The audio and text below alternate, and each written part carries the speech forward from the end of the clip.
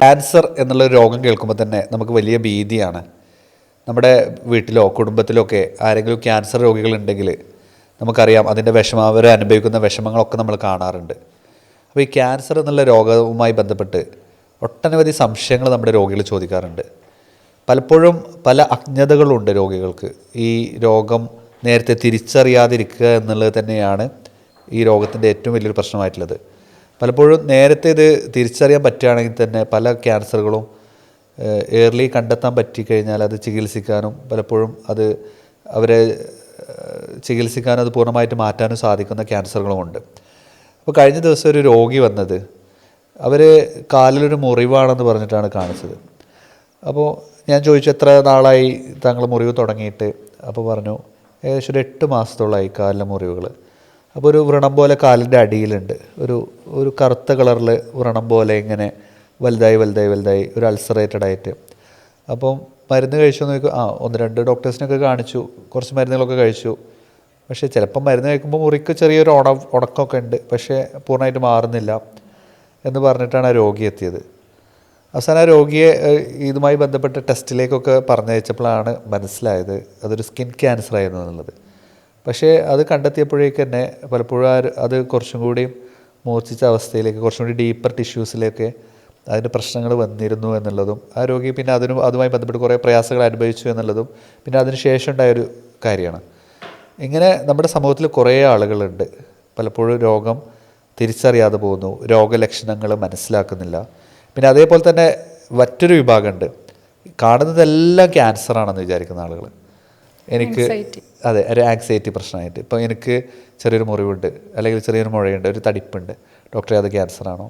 ഇന്ന് നമ്മൾ എത്ര ക്യാൻസർ അല്ലാത്ത മുഴകളാണെങ്കിലും നമ്മൾ കണ്ടെത്തിയിട്ട് ക്യാൻസർ അല്ല എന്ന് പറഞ്ഞാൽ പോലും അവരത് വിശ്വസിക്കില്ല. പിന്നെ അടുത്ത ഡോക്ടറെ അടുത്ത് പോകുന്നു, ബാക്കി എല്ലാ ടെസ്റ്റുകളും നടത്തുന്നു. അങ്ങനെ 2 തരം ആളുകളാണ് നമ്മുടെ സമൂഹത്തിൽ കൂടുതലായിട്ട് കാണാറുള്ളത്. അപ്പോൾ നമ്മൾ സംസാരിക്കുന്നത് ഇത്തരം വിഷയങ്ങളുമായിട്ട് ബന്ധപ്പെട്ട കാര്യങ്ങളാണ്. ഞാൻ ഡോക്ടർ മുഹമ്മദ് അസ്ലം, എൻ്റെ കൂടെയുള്ളത് ഡോക്ടർ ഫാലിഹ. നമ്മളിപ്പോൾ സംസാരിച്ചത് സ്കിൻ ക്യാൻസറിനെ കുറിച്ചാണല്ലോ.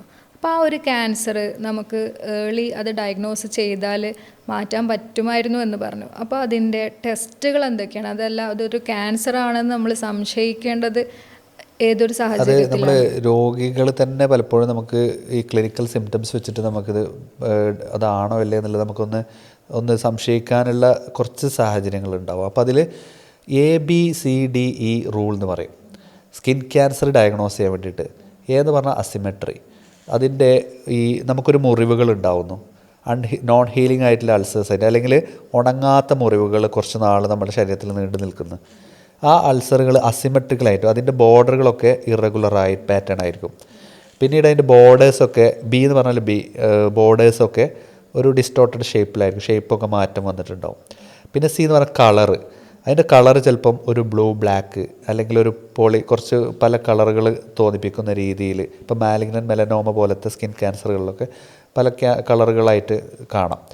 പിന്നെ D എന്ന് പറഞ്ഞാൽ ഡയമീറ്റർ, നമ്മൾ അതിൻ്റെ വീതിയും നീളമൊക്കെ നോക്കുമ്പോൾ അത് സാധാരണ നമ്മൾ ഈ പെൻസിലിൻ്റെ പുറത്തുള്ള റബ്ബർ ഉണ്ടാവുമല്ലോ, അത് നമുക്കറിയാം, അതിനൊരു വലിപ്പം അറിയാം. അപ്പോൾ നമുക്കൊരു മോളുണ്ടാകും, നമ്മുടെ ശരീരത്തിലൊരു കറുത്ത പുള്ളി ഉണ്ടാകുന്നു, അല്ലെങ്കിൽ ഒരു കറുത്ത പാടുണ്ടാകുന്നു, അല്ലെങ്കിൽ ഒരു അൾസർ ഉണ്ടാകുന്നു, ഒരു മുറിവുണ്ടാകുന്നു. ഇത് വലുപ്പം വളർന്ന് വരുന്നൊരു സാഹചര്യം, അല്ലെങ്കിൽ നമ്മൾ ആ ഒരു റബ്ബറിൻ്റെ കാട്ടിയിലും കുറച്ച് വലുപ്പത്തിൽ വളർന്നു വരുന്നത്, ഡയമീറ്റർ കൂടി വരുന്നു. ഇതാണ് D എന്ന് പറയുന്നത്. ഇനി E എന്ന് പറഞ്ഞാൽ ഇവോൾവ്, അത് കൂടുതലായിട്ട് വലുതായി വളർന്നു വരുന്ന ഒരു സാഹചര്യം ഉണ്ടാകുന്നു. ഇത്തരം സാഹചര്യങ്ങളുള്ള ഒരു സ്കിന്നിലുണ്ടാകുന്ന കളർ ചേഞ്ചസ്, സ്കിന്നിലുണ്ടാകുന്ന ചില അരിമ്പാറകളുടെ വളർച്ച, അല്ലെങ്കിൽ നമ്മുടെ സ്കിന്നിലുണ്ടാകുന്ന ചില മുറിവുകൾ ഉണങ്ങാത്ത അവസ്ഥ, ഇതൊക്കെ തുടക്കത്തിൽ തന്നെ ഒരു സ്കിൻ ക്യാൻസറിൻ്റെ ലക്ഷണമായിട്ട് നമുക്ക് കാണാവുന്നതാണ്. അപ്പം അങ്ങനെ സംശയിക്കുകയാണെങ്കിൽ നമ്മൾ ഡോക്ടറെ അടുത്ത് കൺസൾട്ട് ചെയ്യുക, ഡോക്ടറുടെ നിർദ്ദേശപ്രകാരം ബാക്കി ഇൻവെസ്റ്റിഗേഷൻസ് എന്താണെന്ന് ചെയ്യുക. എന്തൊക്കെ ടെസ്റ്റുകളാണ് നമ്മളപ്പോൾ ചെയ്യുന്നത്? അതിൽ നമുക്ക് മിക്കവാറും അധികം സ്കിൻ ബയോപ്സി പോലത്തെ ടെസ്റ്റുകളായിരിക്കും ചെയ്യാനുള്ളത്. അതൊരു സ്കിൻ ഡോക്ടറുടെ കൺസൾട്ടേഷനോട് കൂടി തന്നെ അത്തരം കാര്യങ്ങൾ, ഒരു ഓങ്കോളജിസ്റ്റിൻ്റെ കൺസൾട്ടേഷനോട് കൂടിയൊക്കെ നമുക്കത് ചെയ്യാവുന്നതാണ്.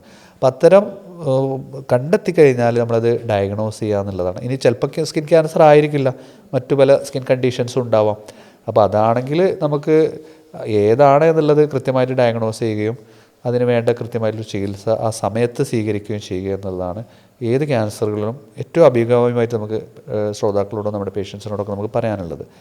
സ്കിൻ ക്യാൻസർ പറഞ്ഞ പോലെ തന്നെ വായിൽ വരുന്ന മുറിവുകളുണ്ടല്ലോ, അപ്പോൾ അത് ചിലപ്പോൾ പുണ്ണ് പോലെ ആയിരിക്കും ആൾക്കാരത് കാണും. അപ്പോൾ അത് പുണ്ണാണോ അതല്ല ക്യാൻസർ ആണോ എന്ന് നമ്മൾ എങ്ങനെയാണ് അത് തിരിച്ചറിയാം? അതെ, അത് പല ആളുകളുടെ ഒരു സംശയമാണ്. ഇപ്പോൾ പലപ്പോഴും ചെറിയ ചെറിയ പുണ്ണുകളുണ്ടാവും, അല്ലെങ്കിൽ ഈ പുണ്ണുകൾ തന്നെ ചിലപ്പോൾ നമ്മൾ ഓറൽ ല്യൂക്കോപ്ലക്കിയ എന്നൊക്കെ പറഞ്ഞിട്ട് കുറച്ച് കട്ടിപ്പായിട്ട് ഉണങ്ങാത്ത മുറിവുകൾ. ഇപ്പോൾ നമ്മൾ ചില പുണ്ണുകളാണെന്ന് വിചാരിക്കുന്നത് ചിലപ്പോൾ ക്യാൻസർ ആയേക്കാം. അപ്പോൾ അത് ഉണങ്ങാത്ത മുറിവുകളും കാലങ്ങളോളം നീണ്ടുന്നു. ചിലപ്പോൾ നമ്മൾ ഒരു വൈറ്റമിൻ ബി കോംപ്ലക്സ് മരുന്നുകൾ കഴിക്കുന്നു, അല്ലെങ്കിൽ ചില മരുന്നുകൾ കഴിക്കുന്നത് മൂലം ചിലപ്പോൾ ഡെഫിഷ്യൻസി കൊണ്ട് വരാം, ആഫ്റ്റർ സൾസേഴ്സ് വരാം. പിന്നെ നമ്മുടെ ഭക്ഷണത്തിൽ നിന്ന് ഉണ്ടാകുന്ന ചില പ്രശ്നങ്ങൾ കൊണ്ടുവരാം. ചിലപ്പോൾ ടൂത്ത് പേസ്റ്റിൻ്റെ അലർജി കൊണ്ട് പോലും ചിലപ്പോൾ ചില ആളുകളുടെ മൗത്ത് അൾസേഴ്സ് ഉണ്ടാവാം. ചിലപ്പോൾ നമ്മൾ കഴിക്കുന്ന ചില ഭക്ഷണത്തിൻ്റെ അസിഡിക് ഫുഡുകളുടെ കാരണം കൊണ്ടുവരാം. പിന്നെ ഗ്യാസ്ട്രോ ഇസോഫാഗൽ റിഫ്ലക്സ് ഡിസീസ് എന്ന് പറഞ്ഞാൽ നമുക്ക് വയറിലേക്ക് ഗ്യാസ് തികട്ടി വന്ന് തൊണ്ടയിൽ എന്തോ വന്ന് മുട്ടി നിൽക്കുന്ന പോലത്തെ രോഗാവസ്ഥയാണ് gastro oesophageal reflux disease, GERD എന്ന് പറയുന്ന കണ്ടീഷൻ. അപ്പോൾ ആ അവസ്ഥയിലൊക്കെ കൂടുതൽ അസിഡിറ്റി മുകളിലേക്ക് സ്പ്ലർട്ട് ചെയ്ത് വന്നിട്ടൊക്കെ പുണ്ണുകൾ ഡെവലപ്പ് ചെയ്യാം. ഇങ്ങനെ പല കാരണങ്ങളുണ്ട്. അപ്പോൾ അത്തരം സാഹചര്യത്തിൽ നമ്മൾ മനസ്സിലാക്കേണ്ടത് എന്താണെന്ന് വെച്ചാൽ ഇത് എന്തെങ്കിലും പുണ്ണാണോ അതോ മറ്റു വല്ല പ്രശ്നങ്ങളാണോ ക്യാൻസറസ് ആണോ എന്നുള്ളത് നമ്മൾ ഡയഗ്നോസ് ചെയ്യാൻ ബയോപ്സി ആയിട്ട് ചെയ്യാം. പിന്നെ ഇതിൽ നമ്മൾ കോൺട്രിബ്യൂട്ടിംഗ് ഫാക്ടേഴ്സ് ഉണ്ട്. ഇപ്പോൾ ഒരു സ്മോക്ക് ചെയ്യുന്ന ആളാണ്, അല്ലെങ്കിൽ കൂളിപ്പ് ഉപയോഗിക്കുന്ന ആളാണ്, അല്ലെങ്കിൽ ആൽക്കഹോൾ ഉപയോഗിക്കുന്ന ആളാണ്, മറ്റു പാൻപരാഗുകൾ നമ്മൾ ചുണ്ടിൻ്റെ അടിയിൽ തിരികുന്ന പല സാധനങ്ങളുണ്ട്, ചൈനി കൊയിനി എന്നൊക്കെ പറഞ്ഞിട്ടില്ല പല സാധനങ്ങളും ഇന്ന് ആളുകൾ ലഹരിക്കായിട്ടോ ഒരു പ്ലഷറിന് വേണ്ടിയിട്ടൊക്കെ ഉപയോഗിക്കുന്നുണ്ട്. ഇത്തരം കാര്യങ്ങൾ ഉപയോഗിക്കുന്ന ആളുകളാണെങ്കിൽ മസ്റ്റായിട്ട് അതിൻ്റെ ടെസ്റ്റുകൾ ചെയ്യണം. ചിലപ്പം ഒരു ഓറൽ ല്യൂക്കോപ്ലസ് തുടക്കത്തിലുള്ള സ്റ്റേജൊക്കെ ആണെങ്കിൽ ചിലപ്പോൾ മെഡിസിനിലല്ല നമുക്ക് റിട്ടേൺ നോർമലാക്കി കൊണ്ടുവരാൻ പറ്റും. ഈ സംഗതി ഉപയോഗിച്ചുകൊണ്ടിരിക്കുന്ന ലഹരി പദാർത്ഥങ്ങൾ ഒഴിവാക്കുക, ലൈഫ് സ്റ്റൈലിൽ അവർ കുറച്ച് മോഡിഫിക്കേഷൻ വരുത്തുക, അവർ അതിനനുസരിച്ചുള്ള മെഡിക്കേഷൻ എടുത്താൽ ചിലപ്പോൾ അതിൽ നിന്ന് റിട്ടേൺ മാറ്റം വരുത്താൻ പറ്റും. പക്ഷേ അല്ലെങ്കിൽ ചിലപ്പോൾ നാവ് മുറിച്ച് കളയേണ്ട അവസ്ഥ വരാം, ചിലപ്പോൾ കീമോയോ റേഡിയേഷൻ പോലത്തെ ചികിത്സാ രീതിയിലേക്ക് പോകേണ്ടി വരാം. അത് അവരുടെ ജീവിതം തന്നെ വളരെ ദുസ്സഹമാകുന്ന അവസ്ഥയിലേക്ക് വരാം. നാവിലൊക്കെ ചിലപ്പോൾ പുഴുക്കളരിക്കുന്ന രീതിയിൽ പോലും അത്രയും മോശമായ അവസ്ഥയിലേക്ക് പല രോഗികൾ എത്താറുണ്ട്. അപ്പോൾ ഈ രോഗത്തിൻ്റെ കാഠിന്യം അറിയാതെയാണ് പലപ്പോഴും ഇത്തരം ആളുകൾ ഇത്തരം ലഹരിയിലേക്ക് എത്തുന്നത്. സ്മോക്കിംഗ് ചെയ്യുന്ന ആളുകൾ, അല്ലെങ്കിൽ കൂളിപ്പൊക്കെ ഒന്ന് വളരെ ട്രെൻഡിങ് ആയിട്ട് ആളുകൾ ഉപയോഗിച്ചുകൊണ്ടിരിക്കുന്നത്. അത് നിർത്തണമെന്ന് പല ആളുകൾക്കും ആഗ്രഹമുണ്ട്, പക്ഷേ നിർത്താൻ പറ്റുന്നില്ല.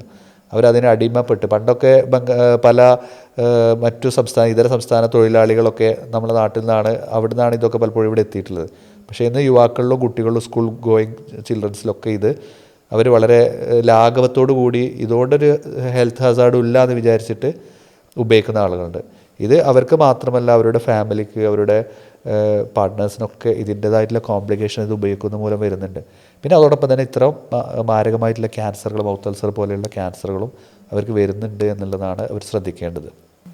പിന്നെ നമുക്ക് ഈ മറ്റു ട്യൂമേഴ്സ് നോക്കുകയാണെങ്കിൽ ചിലപ്പം തലയിലൊക്കെ ഹെഡിൽ വരുന്ന ട്യൂമേഴ്സ് ആണെങ്കിൽ പലപ്പോഴും അവരുടെ സിംറ്റം തലവേദന മാത്രമായിരിക്കാം. അപ്പോൾ അതൊരു സാധാരണ തലവേദനയാണോ അതോ ഒരു ക്യാൻസറസ് ഹെഡേക്ക് ആണോ എന്ന് നമുക്ക് എങ്ങനെയാണ് തിരിച്ചറിയാം? അതിൽ നമുക്ക് എന്താ വെച്ചാൽ പലപ്പോഴും മൈഗ്രെയിനസ് ഹെഡേക്ക്, അതുപോലെ സൈനസൈറ്റിസിൻ്റെ ഹെഡേക്ക്.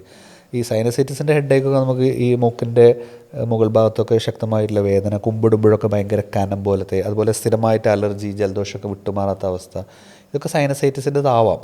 പിന്നെ ചിലപ്പോൾ മൈഗ്രെയിൻ്റെ ഹെഡേക്കൊക്കെ ആണെങ്കിൽ നമുക്ക് സൗണ്ട് കേൾക്കാൻ വയ്യ, ലൈറ്റ് കാണാൻ വയ്യ, അതുപോലെ പീരിയോഡിക്കലായിട്ട് റിപ്പീറ്റേഷൻ വരും. ഒരു സൺ ഹൈറ്റ്, നമുക്ക് വെയിൽ കൊള്ളുമ്പോഴേക്ക് അവർക്ക് ശക്തമായിട്ടുള്ള തലവേദന വരാം, അല്ലെങ്കിൽ എന്തെങ്കിലും സ്ട്രെസ്സ് വരുമ്പോഴേക്ക് പെട്ടെന്ന് അവർക്ക് തലവേദന വരാം. ചിലപ്പോൾ ഒരു സ്പ്രേൻ്റെ സ്മെല്ലായിരിക്കും അവർക്ക് തലവേദന ഉണ്ടാക്കുന്നത്. ഇങ്ങനെ പല രീതിയിൽ അവർക്ക് അതൊരു അഗ്രവേറ്റീവ് ഫാക്ടേഴ്സായിട്ട് വരാറുണ്ട്.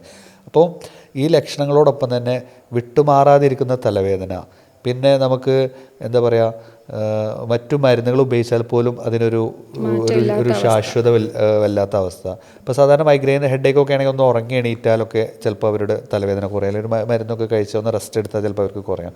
പക്ഷേ ഈ മറ്റേ ക്യാൻസറസൊക്കെ ആണെങ്കിൽ റിപ്പീറ്റഡായിട്ട് വന്നുകൊണ്ടിരിക്കുന്നു, അവർക്ക് ഒരു മാറ്റം കാണാത്ത അവസ്ഥയൊക്കെ ഉണ്ടെങ്കിൽ ഒരു CT സ്കാൻ ചെയ്യുകയോ അല്ലെങ്കിൽ അതുമായിട്ട് ബന്ധപ്പെട്ട് ഇൻവെസ്റ്റിഗേഷൻസ് ഒക്കെ ചെയ്യുകയാണ്. ചിലപ്പോൾ തന്നെ ശ്രദ്ധിക്കേണ്ടതാണ് വെയിറ്റ് ലോസ് ഉണ്ടോ എന്നുള്ളത്. അതെ, അതിൽ ഇപ്പോൾ ഈ ക്യാൻസറസിന് നമ്മൾ ശരിക്കും 10 ലക്ഷണങ്ങൾ നമ്മൾ എപ്പോഴും പറയാറുണ്ട്. അതിൽ ഏറ്റവും ഇമ്പോർട്ടൻ്റ് ആയിട്ടൊരു ലക്ഷണമാണ് ഭാരം കുറയുക എന്നുള്ളത്. ഈ ക്യാൻസർ കോശങ്ങൾ വളരുമ്പോൾ നമ്മുടെ ശരീരത്തിൽ വേണ്ട നോർമൽ കോശങ്ങളിൽ നിന്ന് ഗ്ലൂക്കോസും കാര്യങ്ങളൊക്കെ എടുത്തിട്ട് ക്യാൻസർ കോശങ്ങൾ വളരുമ്പോൾ നമ്മുടെ ശരീരത്തിന് പെട്ടെന്ന് വീക്കാവും. ഒരു ശരീരത്തിന് തന്നെ ഉണ്ടാകുന്ന ഭയങ്കരമായിട്ടുള്ളൊരു ക്ഷീണം, അതുപോലെ വെയിറ്റ് കുറയുന്ന അവസ്ഥ, ബ്ലഡ് കുറയുന്ന അവസ്ഥ, അനീമിക് ആവുന്ന അവസ്ഥ, HB ഒക്കെ കുറയുന്ന അവസ്ഥ. ഇതിനോട് അസോസിയേറ്റ് ചെയ്ത് ഇത്തരം പ്രശ്നങ്ങളൊക്കെ അനുബന്ധമായിട്ട് ലക്ഷണങ്ങളുണ്ടെങ്കിൽ, ഇനി എല്ലാ തലവേദനയും ക്യാൻസറാണെന്ന് വിചാരിച്ചിട്ട് ഓടേണ്ട കാര്യമില്ല. അത് നിങ്ങൾ ഇപ്പോഴൊക്കെ ഇത് സ്വയം ചികിത്സയാണ് പല ആളുകളും ചെയ്യുന്നത്. ഈ സ്വയം ചികിത്സ ഒഴിവാക്കിയിട്ട് എക്സ്പേർട്ടായിട്ടുള്ള ഒരാളെടുത്ത് ഒരു അഭിപ്രായം ചോദിക്കുകയും ഈ ലക്ഷണങ്ങളെല്ലാം അവരുടെ കൃത്യമായിട്ടുള്ള ലക്ഷണങ്ങൾ ഡോക്ടർ ധരിപ്പിക്കുക എന്നുള്ളത് രോഗികൾ ശ്രദ്ധിക്കേണ്ട ഒരു കാര്യമാണ്. പല രോഗികളും പലതും വിഴുങ്ങും, അവരുടെ സിംറ്റംസ് ഒന്നും അവർ പറയില്ല. തലവേദന ചോദിച്ചാൽ എപ്പോഴാണ്, എന്താണ്, അതിനൊരു വരുന്ന സമയം ഉണ്ടാകും, അത് കൂടുന്ന സമയം ഉണ്ടാവും, അല്ലെങ്കിൽ അതിൻ്റെ പല സാഹചര്യങ്ങളുണ്ടാവും, പിന്നെ അവരുടെ മാനസികമായിട്ടുള്ള പ്രശ്നങ്ങളൊക്കെ ഉണ്ടാവും. പലപ്പോഴും അതൊന്നും ഷെയർ ചെയ്യില്ല. ഒരു ഡീറ്റെയിൽഡ് കേസ് ടേക്കിംഗ് അവിടെ തീർച്ചയായും എപ്പോഴും ഒരു രോഗം ഉണ്ടെങ്കിൽ നമ്മുടെ കൃത്യമായിട്ട്, ഇപ്പോൾ ഹോമിയോപ്പതിയിൽ തന്നെ ഉള്ള ഏറ്റവും ഒരു അഡ്വാൻറ്റേജ് എന്ന് പറഞ്ഞാൽ നമ്മൾ പേഷ്യൻസിന് വളരെ കൃത്യമായിട്ട് ഡാറ്റ എടുക്കുന്നത് മൂലം പല അവരെ മിസ് ചെയ്ത സിംറ്റംസും അവർ ഡോക്ടറേറ്റിൻ്റെ അടുത്ത് നമ്മൾ ചോദിക്കുന്നത് മൂലം അവർ ഷെയർ ചെയ്യും. അപ്പോൾ കൃത്യമായിട്ട് നമ്മൾ ആ ഡാറ്റ പേഷ്യൻറ്റിൻ്റെ അടുത്ത് നിന്ന് എടുക്കുമ്പോൾ, അല്ലെങ്കിൽ പേഷ്യൻറ്റ് പറയാൻ ശ്രദ്ധിക്കണം. അപ്പോൾ നമ്മൾ ഈ പോഡ്കാസ്റ്റ് കേൾക്കുന്ന നമ്മുടെ ശ്രോതാക്കൾ ശ്രദ്ധിക്കേണ്ട ഒരു കാര്യമാണ്, അവരൊരു ഡോക്ടറുടെ അടുത്ത് പോകുമ്പോൾ കൃത്യമായിട്ട് അവരുടെ ലക്ഷണങ്ങൾ പറയും. ചിലപ്പോൾ ഡോക്ടർ തിരക്കായിരിക്കും, അപ്പോൾ തിരക്കാണെങ്കിൽ പോലും അവർക്ക് പറയാനുള്ളത് അവർ ഡോക്ടറെ അടുത്ത് കൃത്യമായിട്ട് കൺവിൻസ് ചെയ്യുക. ചിലപ്പം ഒരു 4-5 അല്ലെങ്കിൽ ഒരു 10 വിസിറ്റൊക്കെ കഴിഞ്ഞിട്ടേക്കാരം ഈ രോഗി അവരുടെ പ്രശ്നങ്ങൾ ഈ ഡോക്ടറോട് ഷെയർ ചെയ്യപ്പെടുന്നത്. പല രോഗികളും അവർക്ക് ചോദിച്ച് അല്ലെങ്കിൽ ഡോക്ടർ അങ്ങോട്ട് കുത്തി ചോദിക്കുമ്പോഴാണ് അവരുടെ സിംറ്റംസ് അവർ പുറത്തേക്ക് പറയുന്നത്. അപ്പോൾ അത് രോഗികൾ ശ്രദ്ധിക്കേണ്ടത്, ആ കൃത്യമായിട്ട് അവരുടെ വിവരങ്ങൾ ഡോക്ടറെ ധരിപ്പിക്കുക. അപ്പോൾ ഡോക്ടർ പറയുന്ന നിർദ്ദേശങ്ങൾ സ്വീകരിക്കുക എന്നുള്ളതാണ് അതിലേറ്റവും പ്രധാനമായിട്ടുള്ളത്. നമ്മൾ പല രീതിയിലുള്ള ക്യാൻസേഴ്സ് പറഞ്ഞു. ഇപ്പോൾ ക്യാൻസറിനെ കുറിച്ചിട്ട് ഒരുപാട് സംശയങ്ങളുണ്ട് ആൾക്കാർക്ക്.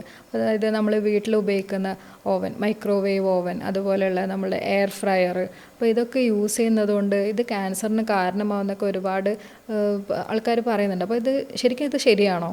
അതിലെന്താ വെച്ചാൽ നമ്മൾ ഡീപ്പ് ഫ്രൈയിങ് ആണ് അതിലുള്ള പ്രശ്നങ്ങൾ. ഇപ്പോൾ അല്ല എയർ ഫ്രയർ ഒന്നും ഉപയോഗിച്ചിട്ട് ക്യാൻസർ വരുന്നുള്ള പഠനങ്ങളോ അല്ലെങ്കിൽ അതുകൊണ്ടൊന്നും ക്യാൻസർ ഉണ്ടാക്കുന്നു എന്നുള്ള പഠനങ്ങളൊന്നുമില്ല. പക്ഷേ ഈ പല കാര്യങ്ങളും പലപ്പോൾ നമ്മൾ കിച്ചണിൽ തന്നെ ഈ ഡീപ്പ് ഫ്രൈ ചെയ്യുന്ന കാര്യങ്ങൾ, അല്ലെങ്കിൽ ഓയിൽ വീണ്ടും ഉപയോഗിക്കുന്നത്, നമ്മളിപ്പോൾ കിച്ചണിൽ തന്നെ ശരിക്കും ഇപ്പോൾ ക്യാൻസർ പ്രിവെൻഷൻ എവിടെ നിന്ന് തുടങ്ങണം എന്ന് ചോദിച്ചാൽ കിച്ചണിൽ നിന്ന് തുടങ്ങണം എന്നുള്ളതാണ്. അല്ലെങ്കിൽ നമ്മൾ ഉപയോഗിക്കുന്ന പ്ലാസ്റ്റിക് പാത്രങ്ങൾ, ഇപ്പോൾ നമ്മൾ നല്ല ഹീറ്റ് ചെയ്തിട്ട് ചോറും ഇതൊക്കെ പ്ലാസ്റ്റിക് പാത്രങ്ങളിലൊക്കെ കുട്ടികൾക്ക് കൊടുക്കും. അപ്പോൾ അത്തരം പ്ലാസ്റ്റിക്കുകൾ കോൺസ്റ്റൻറ്റ് യൂസ്, എപ്പോഴെങ്കിലും 1-2 പ്രാവശ്യം ഉപയോഗിച്ചുകൊണ്ടോ അല്ലെങ്കിൽ നമ്മൾ വീട്ടിൽ എപ്പോഴും ഉപയോഗിച്ചുകൊണ്ടോ അല്ല, ഇത് സ്ഥിരമായിട്ട് അത് ഉപയോഗിക്കുമ്പോൾ മേ ബി അതൊരു ക്യാൻസറസ് വരാനുള്ള സാധ്യതയുണ്ട്. പിന്നെ അതേപോലെ തന്നെ നമ്മൾ കിച്ചൺ കട്ടിംഗ് ബോർഡുകൾ, ഈ പ്ലാസ്റ്റിക്കുകളാണ് അധിക കിച്ചൺ ബോർഡുകളുള്ളത്. അപ്പോൾ അത് ഉപയോഗിക്കുമ്പോൾ അതും പ്രശ്നങ്ങളുണ്ടാവും. അതെ. പിന്നെ നമ്മളെന്താ നല്ല തിളച്ച ചിക്കനിലും തിളച്ച ബീഫൊക്കെ ആകുമ്പോൾ അല്ലെങ്കിൽ എന്തെങ്കിലും കറികളിലൊക്കെ നമ്മൾ പ്ലാസ്റ്റിക്കിൻ്റെ തവി കൊണ്ടാണ് നമ്മൾ പലപ്പോഴും കോരുന്നത്. അതും ഈ ഹീറ്റ് ആകുമ്പോൾ പ്രശ്നങ്ങൾ ഉണ്ടാകാനുള്ള സാധ്യതയുണ്ട്. അതുപോലെ തന്നെ ഈ ടെഫ്ലോൺ കോട്ടിങ്ങുള്ള പാത്രങ്ങൾ, നമ്മളെ നോൺ സ്റ്റിക്ക് പാത്രങ്ങളൊക്കെ പല വീട്ടിൽ ചെന്ന് നമുക്ക് കാണാം ഇളകി പറഞ്ഞ് പോരാറായിട്ടുണ്ടാവും. പക്ഷേ സ്ത്രീകളുടെ ഒരു സ്വഭാവം എന്ന് പറഞ്ഞാൽ പലപ്പോഴും അത് ഒഴിവാക്കാൻ അവർക്ക് തോന്നില്ല, അവർ വീണ്ടും ഉപയോഗിച്ചുകൊണ്ടിരിക്കും. അത് ഗുണത്തേക്കാളേറെ ദോഷം. ശരിക്കും ടെഫ്ലോൺ തന്നെ നമ്മൾ അധികം കോൺസ്റ്റൻ്റ് ആയിട്ട് ഉപയോഗിക്കരുത്. അതെ, അത് കോമൺ ആയിട്ട് എല്ലാവരും ചോദിക്കുന്ന ഒരു ചോദ്യമാണ്, നോൺ സ്റ്റിക്ക് പാത്രങ്ങൾ ഉപയോഗിച്ചാൽ ക്യാൻസർ വരുമോ? അപ്പോൾ ഇവിടെ നമുക്ക് മനസ്സിലാക്കാൻ പറ്റുന്നത് അതിൻ്റെ കോട്ടിങ്ങിൽ ഇളക്കമൊന്നും സംഭവിച്ചിട്ടില്ലെങ്കിൽ അത് സോഫാർ അത് സേഫാണ്. അതെ, അതെങ്കിലും അത് ഹൈ ഹീറ്റിലേക്ക് പോവുകയാണെങ്കിൽ അതും നല്ല ഡീപ്പ് ഫ്രൈയിങ്ങിലേക്കും ഹൈ ഹീറ്റായിട്ട് കുറേ കോൺസെപ്റ്റ്, നമ്മൾ ഈ രാവിലെയൊക്കെ അപ്പം ചൂടാൻ അല്ലെങ്കിൽ പത്തിരി ചൂടാനൊക്കെ കുറേ സമയം ഇത് ഓൺ ചെയ്ത് വെക്കും. അപ്പോൾ അത്രയും ഹീറ്റ് നമ്മൾ പെട്ടെന്നല്ലേ ലോ ഫ്ലെയിമിലോ ഒന്ന് കുറച്ച് സമയം ഉപയോഗിച്ച പ്രശ്നം. പക്ഷേ ഹൈ ഫ്ലെയിമിലേക്ക് ഇത് പോകുമ്പോൾ അതിൽ നിന്ന് പ്രശ്നങ്ങൾ ഉണ്ടാവാൻ സാധ്യതയുണ്ട് എന്നുള്ള കാര്യങ്ങളും പറയാറുണ്ട്. അപ്പോൾ അതൊന്ന് നമ്മൾ കിച്ചണിൽ തന്നെ തുടക്കത്തിലല്ലേ ഏറ്റവും ശ്രദ്ധിക്കേണ്ട കാര്യമാണത്. നമ്മൾ പറഞ്ഞു എയർ ഫ്രയറിൻ്റെ ഇതുവരെയുള്ള സ്റ്റഡീസിൽ എയർ ഫ്രയറും ഓവനും കമ്പാരിറ്റീവ്ലി സേഫാണെന്നാണ്, ആ റേഡിയേഷൻസ് കുഴപ്പമില്ല എന്നാണ് പറയുന്നത്. അല്ലേ, ഇനി മറ്റു യൂട്ടൻസിൽസ്, പാത്രങ്ങൾ, അടുക്കളയിൽ ഉപയോഗിക്കുന്ന അലൂമിനിയം പാത്രങ്ങൾ, ഇപ്പോൾ പ്ലാസ്റ്റിക്കിൻ്റെ കാര്യം പറഞ്ഞു, പ്ലാസ്റ്റിക്കിൽ നമ്മൾ സ്റ്റോർ ചെയ്യുള്ളൂ, കുക്ക് ചെയ്യില്ല. ഇനി കുക്ക് ചെയ്യുന്ന പാത്രങ്ങൾ, അലൂമിനിയം പാത്രങ്ങൾ, അങ്ങനെ എന്തെങ്കിലും ഹാംഫുൾ എഫക്ട്സ്? അതിലിപ്പോൾ ഈ പ്ലാസ്റ്റിക്കിൽ തന്നെ നമ്മൾ സ്റ്റോർ ചെയ്യുന്നതും പ്രശ്നമാണ്. അപ്പോൾ നമ്മൾ ഇപ്പോൾ പഞ്ചസാര, അതുപോലെ ഉപ്പ്, ഇതുപോലെയുള്ള കാര്യങ്ങളെല്ലാം നമ്മൾ മല്ലിപ്പൊടി, മുളക് പൊടിയൊക്കെ നമ്മൾ ഇട്ട് വെക്കുന്നത് എന്താണ്, പ്ലാസ്റ്റിക് പാത്രങ്ങളിലാണ്. അതും കുറേ കാലങ്ങളോളം അതിലിട്ട് വെക്കുന്നതും പ്രശ്നങ്ങൾ ഉണ്ടാക്കാമെന്ന് പറയപ്പെടുന്നുണ്ട്. പിന്നെ അതിൽ നമ്മൾ അലുമിനിയം പാത്രങ്ങളിൽ നമ്മൾ ഈ അസിഡിക് ആയിട്ടുള്ള ഫുഡുകൾ, ഇപ്പോൾ ലീച്ചിങ് എന്ന് പറയും, ഈ നമ്മുടെ ആസിഡിക് ആയിട്ടുള്ള നമ്മുടെ സാമ്പാർ അല്ലെങ്കിൽ നമ്മുടെ സിട്രസ് ആയിട്ടുള്ള എന്തെങ്കിലുമൊക്കെ തൈര് ഒഴിച്ചിട്ടുള്ള കറികൾ, ഇത്തരം കാര്യങ്ങളൊക്കെ നമ്മൾ ഉപയോഗിക്കുമ്പോൾ ഇതിലുള്ള അലുമിനിയം ഇതിലേക്ക് വരാനും അതുപോലെ തന്നെ ഇത് ക്യാൻസറസ് ആവാം എന്നുള്ള പല കാര്യങ്ങളൊക്കെ പല കാര്യങ്ങളുണ്ട്. പിന്നെ അതേപോലെ തന്നെ അൽഷിമേഴ്സിന് ഇത് കാരണമാവുന്നൊക്കെ ഉള്ള പല പഠനങ്ങൾ, പക്ഷേ അത് ഒരിക്കലും അങ്ങനെ ഒരു വ്യക്തമായിട്ടുള്ള പഠനങ്ങളൊന്നുമില്ല. അത് ഏതോ ഒരു അൽഷിമേഴ്സ് രോഗിയുടെ തലച്ചോറ് ബയോപ്സി ഓട്ടോപ്സി ചെയ്ത സമയത്ത് അല്ലെങ്കിൽ മരണാനന്തരം അവരുടേത് ഓട്ടോപ്സി ചെയ്ത സമയത്ത് അതിൽ അലുമിനിയം പാർട്ടിക്കിൾസ് ഉണ്ടായിരുന്നു എന്ന് പറഞ്ഞുകൊണ്ടുള്ളൊരു ഒരു ഇതൊക്കെ മുമ്പ് നമ്മൾ കേട്ടിട്ടുണ്ട്. അപ്പോൾ അതിന് അത്ര ഒരു റെലവൻ്റ് ആയിട്ട് അൽഷിമേഴ്സ് ഉണ്ടാക്കുക അല്ലെങ്കിൽ അലുമിനിയം പാത്രങ്ങൾ ഉപയോഗിക്കരുത്, അൽഷിമേഴ്സ് ഉണ്ടാക്കുക എന്നൊക്കെ പറഞ്ഞ് ടാഗ് ലൈനിലൊക്കെ ചില ഇതൊക്കെ നമ്മൾ ന്യൂസുകളും അല്ലെങ്കിൽ ചില വീഡിയോസൊക്കെ കാണാറുണ്ട്. അപ്പം അത്തരം ഒരു ബയസിൻ്റെ ആവശ്യമില്ല, നമ്മൾ ഉപയോഗിക്കാം. ഇപ്പോൾ ഇതിലൊക്കെ ഉള്ളൊരു കാര്യം എന്ന് പറഞ്ഞാൽ ഏത് വസ്തുക്കളാണെങ്കിലും ഒരു പരിധിയിൽ കൂടുതൽ ഉപയോഗിക്കുമ്പോഴാണ്, അല്ലെങ്കിൽ നമ്മൾ അതിൻ്റെ കൺട്രോൾ ഇല്ലാതെ ഒരു റെസ്ട്രിക്റ്റഡ് അല്ലാതെ ഉപയോഗിക്കുമ്പോഴാണ് ഇതൊക്കെ പ്രശ്നങ്ങളാവുക. ഇതെല്ലാം മനുഷ്യന് ഉപയോഗിക്കാവുന്ന കാര്യങ്ങൾ, പക്ഷേ റെസ്ട്രിക്ഷൻ ഇല്ലാതെ അമിതമായിട്ട് ഇത്തരം കാര്യങ്ങൾ അല്ലെങ്കിൽ ശ്രദ്ധിക്കാതെ ഇതിലെ ഹെൽത്ത് ഹസാർഡ്സ് അറിയാതെ ഉപയോഗിക്കുമ്പോഴാണ് ഇതിലെ പ്രശ്നങ്ങൾ എന്നുള്ളതാണ് നമ്മൾ തിരിച്ചറിയേണ്ടത്. പ്ലാസ്റ്റിക് ബോട്ടിലിൻ്റെ കാര്യം പറഞ്ഞപ്പോൾ നമ്മൾ പ്ലാസ്റ്റിക് ബോട്ടിൽ നമുക്ക് അത് ഒഴിവാക്കാൻ പറ്റാത്ത, നമുക്കിപ്പോൾ യാത്രയിലൊക്കെ പോവുകയാണെങ്കിൽ നമുക്ക് ഏറ്റവും സേഫായിട്ട് വെള്ളം സ്റ്റോർ ചെയ്യാൻ പറ്റുന്നത് പ്ലാസ്റ്റിക്കിൽ തന്നെയാണ്. നമ്മൾ എത്രയൊക്കെ സ്റ്റീൽ ബോട്ടിൽസ് ഉപയോഗിച്ചാലും അവിടെ ഒരുപാട് ലീക്കിങ്ങും പ്രശ്നങ്ങളൊക്കെ. അപ്പോൾ പ്ലാസ്റ്റിക് ബോട്ടിലാണ് എപ്പോഴും എല്ലാവർക്കും കൺവീനിയൻ്റ് ആയിട്ടുള്ളത്. പക്ഷേ ഇവിടെ നമ്മൾ ശ്രദ്ധിക്കേണ്ടത് വണ്ടിയിലൊക്കെ വണ്ടി ചൂടത്ത് വെച്ച ഒരു അവസ്ഥ ആകുമ്പം അവിടെ ഈ ബോട്ടിൽ ഹീറ്റാവും. നമ്മളതുമല്ല, ഈ വെള്ളം ചിലപ്പോൾ മാസങ്ങളോളം വണ്ടിയിലിരിക്കും, എന്നിട്ട് അത് ഹീറ്റായിട്ടാണ് പിന്നെ ചിലപ്പം അതിൽ തന്നെ വീണ്ടും റീയൂസ് ചെയ്യും. ഒരിക്കലും റീയൂസ് ചെയ്യരുതെന്ന് അതിൽ തന്നെ എഴുതിയിട്ടുണ്ട്.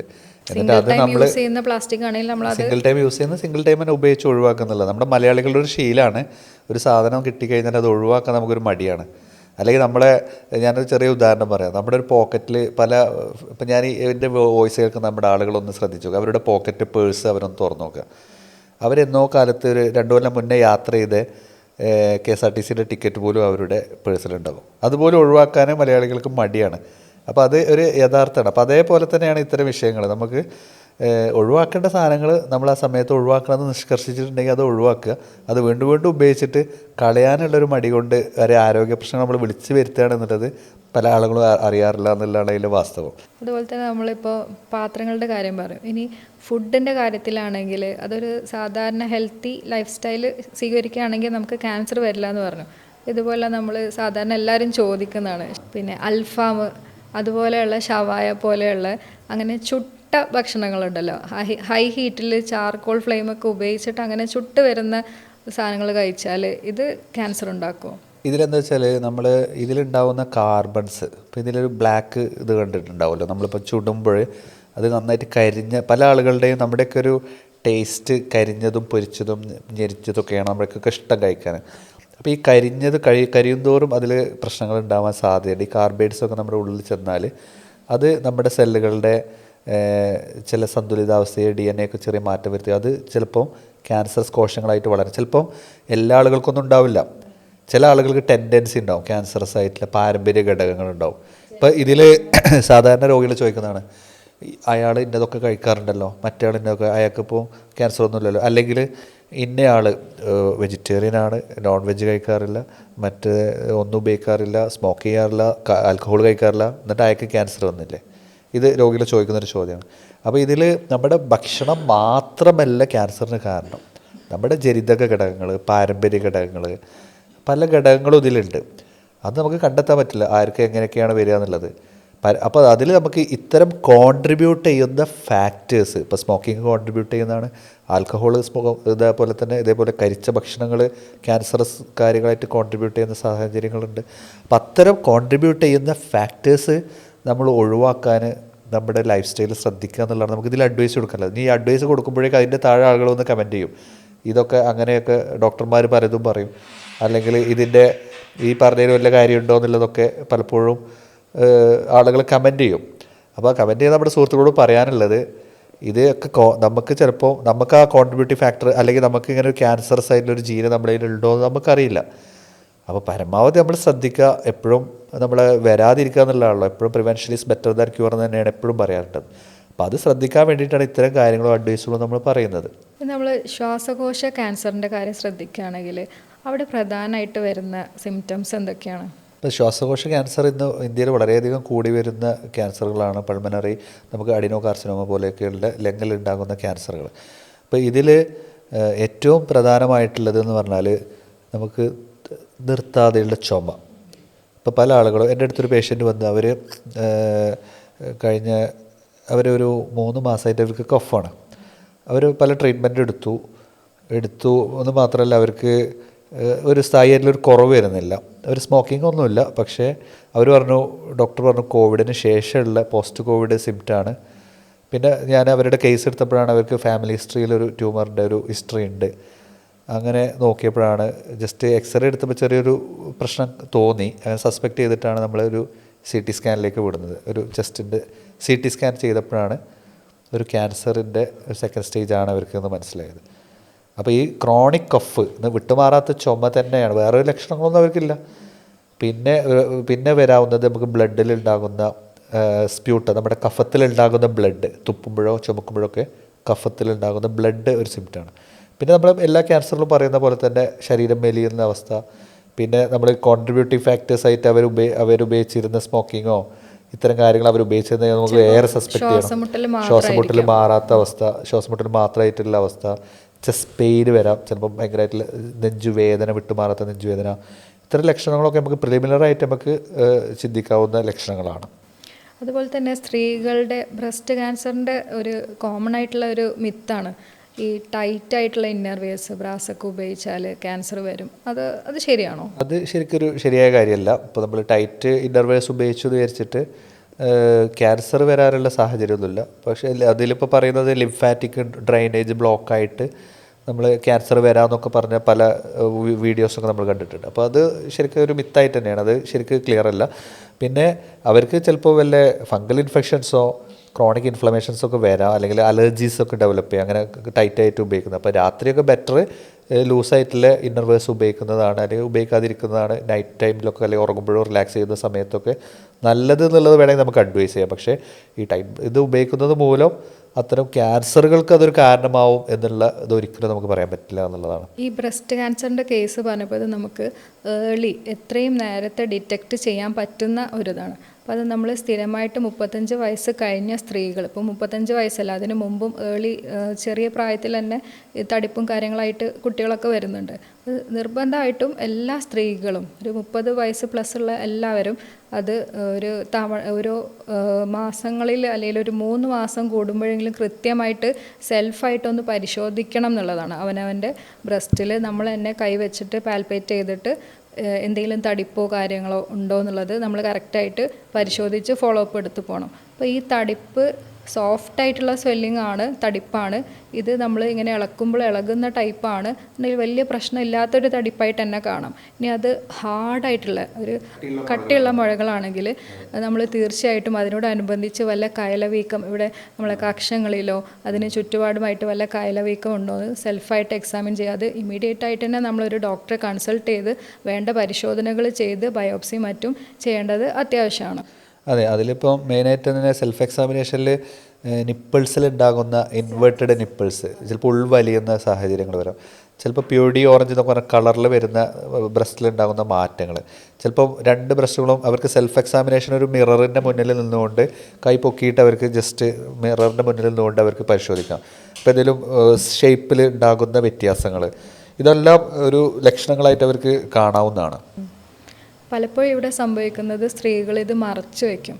എന്തെങ്കിലും തടിപ്പ് ഇപ്പോൾ പറഞ്ഞ പോലെ തന്നെ അത് എത്രയും നേരത്തെ കണ്ടെത്തിയാൽ അത് ആ സ്റ്റേജിൽ തന്നെ നമുക്കത് അവിടെ റിമൂവ് ചെയ്തിട്ടോ മറ്റോ നമുക്ക് അതിൻ്റെ ഒരു ഫർദർ അഡ്വാൻസ്മെൻറ്റ് മറ്റ് ഓർഗനിലേക്ക് അത് എഫക്റ്റ് ചെയ്യുന്നു. ആ ഒരു പേഷ്യൻറ്റിൻ്റെ ലൈഫ് സേവിങ് നമുക്ക് സ്വയം ചെയ്യാവുന്നല്ലേ, ഏർലി ഡിറ്റക്റ്റ് ചെയ്തിട്ടില്ല. പലപ്പോഴും ഇത് കണ്ടെത്താതെ പോകുന്ന ഒരു സാഹചര്യമാണുള്ളത്. അതെ, പലപ്പോഴും അത് വൈകിയാണ് എല്ലാം അത് കഴിഞ്ഞ് ബ്രസ്റ്റിൽ നിന്ന് അടുത്തൊരു സ്റ്റേജിലേക്ക്, ഒന്നില്ലെങ്കിൽ ലിവറിലേക്കോ അല്ലെങ്കിൽ നമ്മുടെ വെർട്ടിബ്രയിലേക്കോ ഒക്കെ അത് പകർച്ച വന്ന് മെറ്റസ്റ്റാസിസ് വന്നിട്ട് ഉള്ളൊരു അവസ്ഥയിലാണ് പല ആളുകളും ചിലപ്പോൾ അത് പുറത്ത് തന്നെ പറയാൻ. പലപ്പോഴും സ്ത്രീകളുടെ ഒരു പ്രശ്നം എന്ന് പറഞ്ഞാൽ അവരുടെ ആരോഗ്യ പ്രശ്നങ്ങൾ അവരൊരിക്കലും കൺസേൺ അല്ല. കുട്ടികളുടെ, ഫാമിലിയുടെ, ഹസ്ബൻഡിൻ്റെ, മക്കളുടെ എല്ലാത്തിലും ഇവർ നന്നായിട്ട് ഇൻവോൾവ്. ഇപ്പോൾ ഒരു ഫാമിലിയെ കൊണ്ടുനടക്കുന്നത് പലപ്പോഴും ഒരു സ്ത്രീ ആയിരിക്കും. അപ്പോൾ ആ ഒരു ഫാമിലിക്ക് വേണ്ടിയിട്ടുള്ള എല്ലാ കാര്യങ്ങളും ആ സ്ത്രീ ചെയ്തു കൊടുക്കും. ചിലപ്പോൾ അവരുടെ ഗ്രാൻഡ് പാരൻസിൻ്റെ എല്ലാവരും ഹെൽത്ത് ഇഷ്യൂസ് ആണെങ്കിലും ബാക്കി എല്ലാവരും നോക്കും. പക്ഷേ സ്വന്തം ഒരു പ്രശ്നം വരുമ്പോൾ ഇവർ പലപ്പോഴും ഉള്ളിൽ ഒതുക്കിയിട്ട് പറയില്ലത്.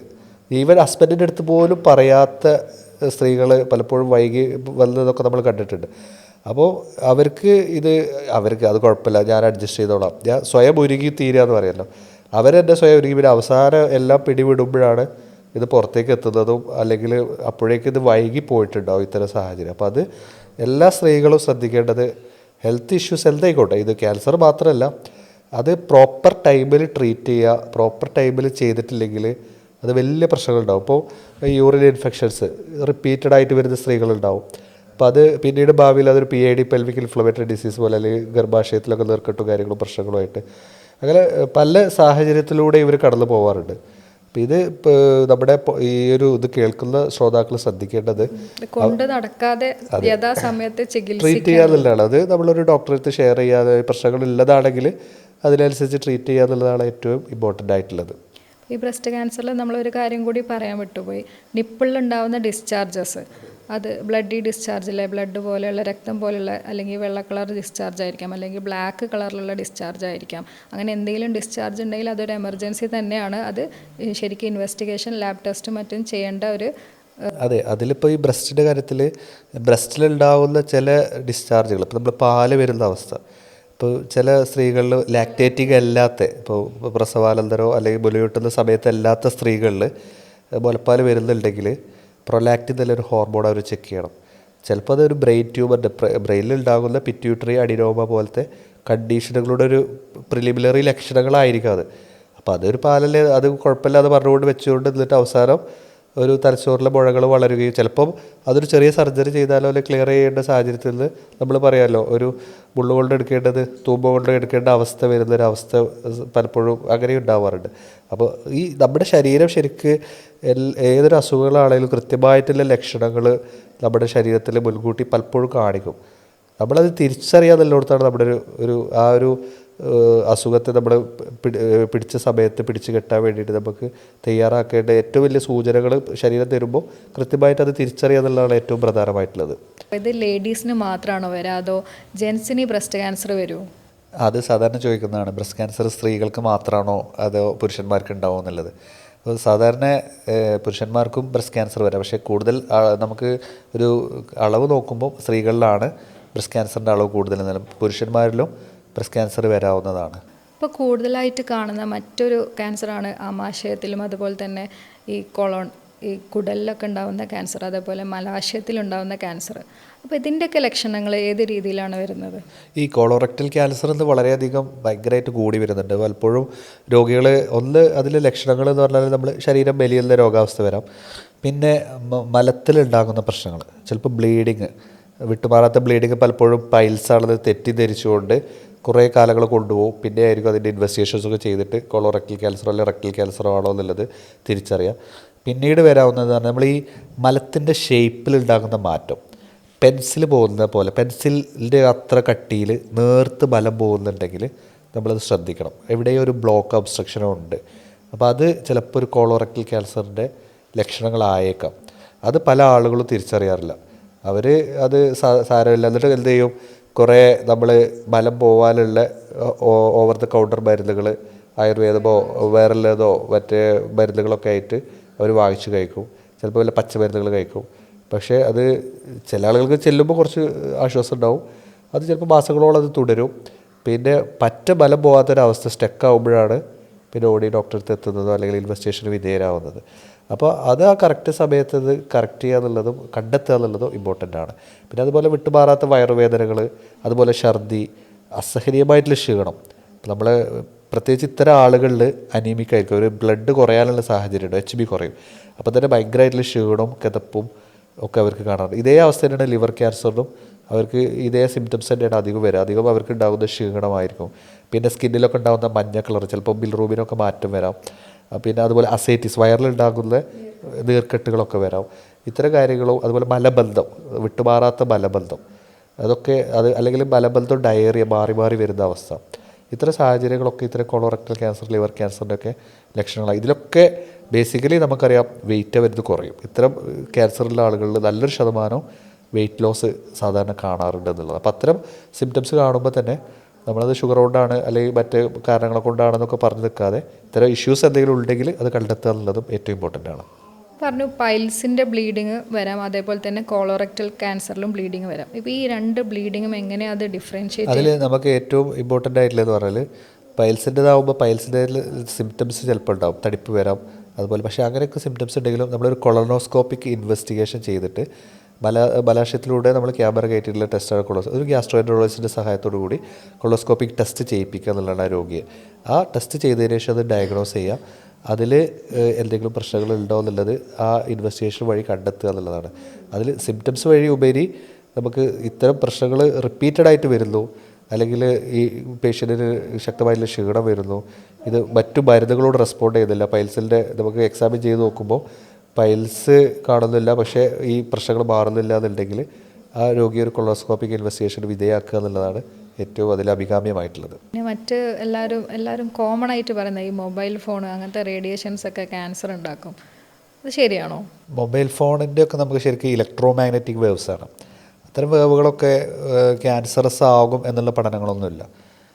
കോൺസ്റ്റൻ്റ് ഉപയോഗിക്കുമ്പോൾ മൊബൈൽ ഉപയോഗിക്കുമ്പോൾ ക്യാൻസർ വരും, അല്ലെങ്കിൽ അതൊരു ക്യാൻസറസ് കാരണങ്ങളിൽ പെട്ടതാണെന്നൊക്കെ പലപ്പോഴും പല ആളുകളും പറയാറുണ്ട്. പക്ഷെ ഒരിക്കലും അത് ശരിയല്ല. അങ്ങനത്തെ ഒരു മൊബൈൽ ഉപയോഗിക്കുന്നത് മൂലം ക്യാൻസർ ഉണ്ടായി എന്നുള്ള പഠനങ്ങളോ അത്തരം കാര്യങ്ങളൊന്നും ഇന്ന് ഇതുവരെ എവിടെയും പ്രൂവൺ ആയിട്ടുള്ള സ്റ്റഡീസ് ഒന്നും ഇല്ല എന്നുള്ളതാണ്. സാധാരണക്കാർ ചോദിക്കുന്ന ഒരു ചോദ്യമാണ്, ഈ ക്യാൻസർ പകർച്ചവ്യാധിയാണ്, ഒരാളിൽ നിന്ന് മറ്റുള്ളവരിലേക്ക് ഇത് പകരും? അതെ, ഏറ്റവും നമ്മളെ പല ആളുകളും അവർക്ക് അറിയാത്തതുകൊണ്ടാണ് അവർക്ക് ചോദിക്കാറുണ്ട്, അടുത്ത് ആ ക്യാൻസർ പകരുമോ, അല്ലെങ്കിൽ ക്യാൻസർ പകരുമോ, അല്ലെങ്കിൽ അവർക്ക് ബ്രെയിൻ ട്യൂമറാണത് പകരുമോ എന്നല്ല. അപ്പോൾ ഒരിക്കലും ക്യാൻസർ കണ്ടേജിയസ് അല്ല, പകർച്ചവ്യാധിയല്ല, പക്ഷെ പാരമ്പര്യമായിട്ട് വരാം. പാരമ്പര്യമായിട്ട് ഇപ്പോൾ ഈ ക്യാൻസറസ് റിസ്ക് നമ്മൾ പറയുമ്പോൾ പാരമ്പര്യ ഘടകങ്ങൾ വളരെ ഇമ്പോർട്ടൻ്റ് ആണ്. ഇപ്പോൾ പാരമ്പര്യത്തിൽ ആർക്കെങ്കിലും ക്യാൻസറസ് ആയിട്ടുണ്ടെങ്കിൽ, ഇപ്പോൾ ഒരു ലിവർ ക്യാൻസർ ഉള്ള ഫാമിലിയിലുള്ള ഒരാളാണെങ്കിൽ അയാൾ ലിവറുമായിട്ട് ബന്ധപ്പെട്ടുള്ള ഇൻവെസ്റ്റിഗേഷൻസിൽ വർഷത്തിലൊരിക്കലെങ്കിലും അയാളൊന്ന് ചെയ്യേണ്ടതാണ്. അതുപോലെ തന്നെ അവരുടെ ഫാമിലിയിൽ ഇത്തരം ക്യാൻസറസ് ആയിട്ട് എന്തെങ്കിലും ഹിസ്റ്ററി ഉണ്ടെങ്കിൽ അതുമായിട്ട് ബന്ധപ്പെട്ടതോ അല്ലെങ്കിൽ ജനറൽ ആയിട്ടുള്ള ടെസ്റ്റുകളോ കാര്യങ്ങളോ ഇടയ്ക്കൊന്ന് മോണിറ്റർ ചെയ്യണത് എപ്പോഴും അത് സേഫാണ്.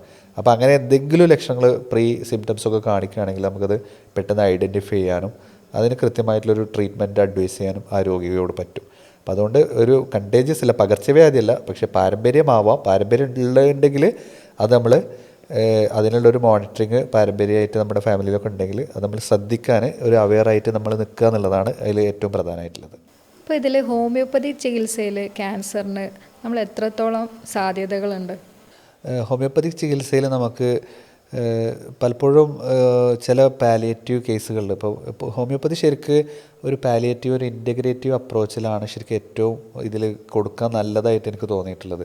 സേഫായിട്ട് പലപ്പോഴും ഈ പേഷ്യൻറ്റിൻ്റെ കോമോർബിഡിറ്റിയുള്ള പേഷ്യൻറ്റ്, നമുക്ക് ഭയങ്കരമായിട്ട് പ്രായ കൂടുതലുള്ള ആളുകൾ, അല്ലെങ്കിൽ ഇവർക്ക് മറ്റു ട്രീറ്റ്മെൻറ്റിനോട് റെസ്പോണ്ട് ചെയ്യാത്ത ആളുകൾ, അല്ലെങ്കിൽ ഒരു ഹാർട്ടിൻ്റെ കംപ്ലയിൻറ്റ്, ഒരു കീമോ പോലത്തെ റേഡിയേഷൻ പോലത്തെ കാര്യങ്ങൾ അവർക്ക് ചെയ്യാൻ പറ്റാത്തൊരു സാഹചര്യമുള്ള രോഗികൾ, ഇവർക്കൊക്കെ നമുക്ക് ഹോമിയോപ്പതി ശരിക്കും സപ്പോർട്ടീവായിട്ടൊരു പാലിയേറ്റീവ് കെയറിൽ ഹോമിയോപ്പതി സപ്പോർട്ട് ചെയ്ത് കൊടുക്കാവുന്നതാണ്. പിന്നീട് അതുപോലെ തന്നെ ഇവരുടെ മെൻ്റൽ ഇഷ്യൂസ്, ഇപ്പോൾ ഈ ക്യാൻസർ പേഷ്യൻസ് അനുഭവിക്കുന്ന ഒരു ഫിയർ ഓഫ് ഡെത്ത്, മാനസികമായിട്ട് അവരുടെ ഒരു മരണത്തെക്കുറിച്ചും അല്ലെങ്കിൽ അവരുടെ രോഗത്തെക്കുറിച്ചുള്ള ഒരു ആദി, ഇത്തരം മെൻ്റൽ പ്ലെയിനിൽ ഹോമിയോപ്പതി വളരെ വണ്ടർഫുള്ളായിട്ട് വർക്ക് ചെയ്യുന്നുണ്ട്. ഇത്തരം അവർക്ക് ഉണ്ടാകുന്ന മാനസിക പ്രശ്നങ്ങളെയും അതുപോലെ ഈ ശാരീരിക പ്രശ്നങ്ങളോടൊപ്പം അവരനുഭവിക്കുന്ന ഈ ട്രോമയൊക്കെ ഓവർകം ചെയ്യാൻ നല്ല രീതിയിൽ തന്നെ ഹോമിയോപ്പതി മെഡിസിൻസ് വർക്ക് ചെയ്യാറുണ്ട് എന്നുള്ളതാണ്. പിന്നീട് ഇവരുടെ പെയിൻ മാനേജ്മെൻറ്റിൽ പലപ്പോഴും ചില മോർഫിൻ പോലെ അല്ലെങ്കിൽ ഭയങ്കര കടുത്ത വേദന സംഹാരികൾ കൊടുത്തിട്ട് പോലും മാറാത്ത പല ക്യാൻസർ പേഷ്യൻസിൻ്റെയും വേദനകൾ ഹോമിയോപ്പതി ഔഷധം ഉപയോഗിച്ചിട്ട് നമുക്കത് മാനേജ് ചെയ്യാൻ പറ്റാറുണ്ട് എന്നുള്ളതാണ്. അപ്പോൾ ഇത്തരം ഒരു ഇൻറ്റഗ്രേറ്റീവായിട്ട് നമുക്ക് പലപ്പോഴും പല ട്രീറ്റ്മെൻറ്റിന് ഒരു അഡ്ജുവൻറ്റ് തെറാപ്പി എന്നുള്ള രീതിയിൽ, ഒരു സപ്പോർട്ടീവ് തെറാപ്പി എന്നുള്ള രീതിയിൽ, പിന്നെ ചില ക്യാൻസറുകളിൽ ട്യൂമേഴ്സൊക്കെ ഷ്രിങ്ക് ചെയ്യാനും ട്യൂമറിൻ്റെ വളർച്ച കുറക്കാനും, അല്ലെങ്കിൽ ട്യൂമർ ഇപ്പോൾ ചിലപ്പോൾ സർജറി ചെയ്യാൻ പറ്റാത്തൊരു ഏരിയയിലായിരിക്കും, തലച്ചോറിൽ ഒരു ഏരിയയിലായിരിക്കും. അപ്പോൾ ആ ഏരിയയിൽ ചിലപ്പോൾ അത് വളർന്നു കഴിഞ്ഞാൽ അദ്ദേഹത്തിന് അതോടുകൂടിയ പ്രശ്നം മരണത്തിലേക്കായിരിക്കും ആ രോഗി പോകുന്നത്. അപ്പോൾ ആ വളർച്ചയെ ചിലപ്പോൾ പിടിച്ചു നിർത്താനും അതിൻ്റെ സൈസ് ചുരുക്കാനും ഒക്കെ ഹോമിയോപ്പതി ചികിത്സ കൊണ്ട് പലപ്പോഴും പറ്റാറുണ്ട്. അപ്പോൾ അത് രോഗികളും ആ ഡോക്ടറാണ് കറക്റ്റായിട്ട് നിശ്ചയിക്കേണ്ടത്. അപ്പോൾ ഒരിക്കലും മറ്റൊരു ട്രീറ്റ്മെൻറ്റ് നിർത്തിയിട്ട് ഇതിലേക്ക് വരിക എന്നുള്ളതിലുപരി ആ രോഗിക്ക് ഏതാണോ ബെറ്റർ, ചിലപ്പോൾ ഹോമിയോപ്പതി ചികിത്സയായിരിക്കും ആ രോഗിയുടെ നിലനിൽപ്പിനും അവരുടെ പ്രയാസങ്ങൾ കുറക്കാനും ഉപകരിക്കുന്നത്. ചിലപ്പോൾ ചില ഏർലി കണ്ടെത്തിയ ക്യാൻസർ ചിലപ്പോൾ സർജിക്കലി റിമൂവ് ചെയ്യേണ്ടതായിട്ടുണ്ടാവും. അപ്പോൾ അത് സർജിക്കലി റിമൂവ് ചെയ്തിട്ട് ചിലപ്പോൾ അതിൻ്റെ മെറ്റസ്റ്റാസിസ്, അതിൻ്റെ പകർച്ച വരാതിരിക്കാനും മറ്റു ഭാഗങ്ങളിലേക്ക് അത് പകരാതിരിക്കാനും ഹോമിയോപ്പതി ചികിത്സ അവർക്ക് സപ്പോർട്ടീവായിട്ട് ഉപയോഗിക്കാവുന്നതാണ്. അപ്പോൾ അതൊരു കൃത്യമായിട്ടൊരു ഡോക്ടറുടെ നിർദ്ദേശപ്രകാരം ഇത്തരം ട്രീറ്റ്മെൻറ്റിലേക്ക് പോവുക എന്നുള്ളതാണ് അതിൽ ഏറ്റവും പ്രധാനമായിട്ടുള്ളത്. അതുപോലെ തന്നെ പലപ്പോഴും ചോദിച്ചിട്ടുള്ള ഒരു ചോദ്യമാണ് മാമോഗ്രാം, അതേപോലെ ബയോപ്സി പോലെയുള്ള ടെസ്റ്റുകൾ ചെയ്ത് കഴിഞ്ഞാൽ ഇത് ക്യാൻസർ ഫർദറായിട്ട് അഡ്വാൻസ് ചെയ്യും എന്നുള്ളത്. അത് ശരിക്കും പല രോഗികളും മാമോഗ്രാമൊക്കെ അഡ്വൈസ് ചെയ്താൽ അവർക്ക് ചെയ്യാൻ മടിയാണ്, റേഡിയേഷനല്ലേ പ്രശ്നമാവില്ല എന്നുള്ളത്. അപ്പോൾ അതൊരിക്കലും വളരെ നേർത്ത അളവിലുള്ള ഇതേ അതിൽ വരുന്നുള്ളൂ. നമ്മളിപ്പോൾ ഒരു ഫ്ലൈറ്റിൽ യാത്ര ചെയ്യുമ്പോൾ അതിൽ നിന്ന് നമുക്ക് കിട്ടുന്നൊരു റേഡിയേഷൻ്റെ ഒരു ചെറിയൊരു എമൗണ്ട് അത്ര മാത്രമേ അതിലൊക്കെ ഉള്ളൂ എന്നുള്ളതാണ് പഠനങ്ങളൊക്കെ കാണുന്നത്. അപ്പോൾ അതൊരിക്കലും അത് ഒരു ടെസ്റ്റ് എന്ന് പറഞ്ഞാൽ ഒരു രോഗത്തെ നമ്മൾ കണ്ടെത്തുക എന്നുള്ളതാണ് ഏറ്റവും പ്രധാനമായി. അത് സമയബന്ധിതമായിട്ട് കണ്ടെത്താൻ വേണ്ടിയുള്ള ടെസ്റ്റുകളെ നമ്മൾ ഉപയോഗപ്പെടുത്തുക എന്നുള്ളതാണ്. അത് ആ ഡോക്ടർ നിർദ്ദേശിച്ചിട്ടുണ്ടെങ്കിൽ അത് ചെയ്യുക എന്നുള്ളതാണ് ആ രോഗിക്ക് ഏറ്റവും ബെറ്റർ ആയിട്ടുള്ളത്. അല്ലാതെ അതിൻ്റെ ഒരു ആഫ്റ്റർ എഫക്റ്റ്, ഇപ്പോൾ ചില രോഗികൾ ചോദിക്കാറുണ്ട്, ചിലപ്പോൾ ബെഡ് റിഡനായിട്ട് മരണാസന്നനായി കിടക്കുന്ന രോഗിയായിരിക്കും ഈ മരുന്ന് കഴിച്ചാൽ സൈഡ് എഫക്റ്റ് അല്ലേ എന്നുള്ളത്. അപ്പോൾ അത് നമ്മൾ ചെയ്യേണ്ടത്, അതിൽ നമ്മൾ ചിന്തിക്കേണ്ടത്, രോഗികളും ബന്ധുക്കളും ചിന്തിക്കേണ്ടത് ഈ അസുഖത്തെ പിടിച്ചു നിർത്താൻ ജീവൻ രക്ഷാ മരുന്നുകളായിരിക്കാം ചിലപ്പോൾ അത്, അല്ലെങ്കിൽ അത് അപ്പോഴത്തെ സൈഡ് എഫക്റ്റ് നോക്കിയിട്ടല്ല നമ്മൾ നിൽക്കുക. ആ രോഗിയെ ആ ജീവൻ രക്ഷിച്ച് നിലനിർത്താൻ കുറച്ച് ദിവസങ്ങൾ അവർക്ക് മുന്നോട്ട് പോകാനും അവരുടെ കാര്യങ്ങൾ മുന്നോട്ട് പോകാൻ വേണ്ടിയിട്ടായിരിക്കും ചിലപ്പോൾ ആ മരുന്നുകൾ നൽകുന്നത്. അപ്പോൾ ആ കൃത്യമായിട്ടുള്ള സിറ്റുവേഷൻ ബേസ് ചെയ്തുകൊണ്ട് അതിനെ തിങ്ക് ചെയ്യാനും ആ സിറ്റുവേഷൻ മനസ്സിലാക്കിക്കൊണ്ട് ചികിത്സ സ്വീകരിക്കാനും അതിനനുസരിച്ച് മരുന്നുകൾ സ്വീകരിക്കാനും രോഗി തയ്യാറാവുക എന്നുള്ളതാണ് ഇത്തരം ക്രോണിക് അസുഖങ്ങളിൽ ഏറ്റവും ഫലപ്രദമായിട്ടുള്ളത്. അപ്പോൾ നമ്മളിന്ന് സംസാരിച്ചിട്ടുള്ളത് ക്യാൻസറുമായി ബന്ധപ്പെട്ടുള്ള മിത്തുകളും ക്യാൻസറുമായിട്ട് ബന്ധപ്പെട്ട കുറച്ച് സംശയങ്ങളുമാണ്. ഇതുമായി ബന്ധപ്പെട്ട നിങ്ങളുടെ സംശയങ്ങൾ എന്തെങ്കിലും ഉണ്ടെങ്കിൽ കമൻറ്റ് ബോക്സിൽ നിങ്ങൾക്ക് കമൻറ്റ് ചെയ്യാവുന്നതാണ്, അല്ലെങ്കിൽ ഈ കാണുന്ന വാട്സപ്പിൽ നിങ്ങൾക്ക് കണക്ട് ചെയ്യാവുന്നതാണ്. ഈ വിഷയങ്ങൾ അവതരിപ്പിച്ചത് ഞാൻ ഡോക്ടർ മുഹമ്മദ് അസ്ലം. ഞാൻ doctor Faliha Aslam, Medicare homoeopathy Vaniyambalam. Thank U.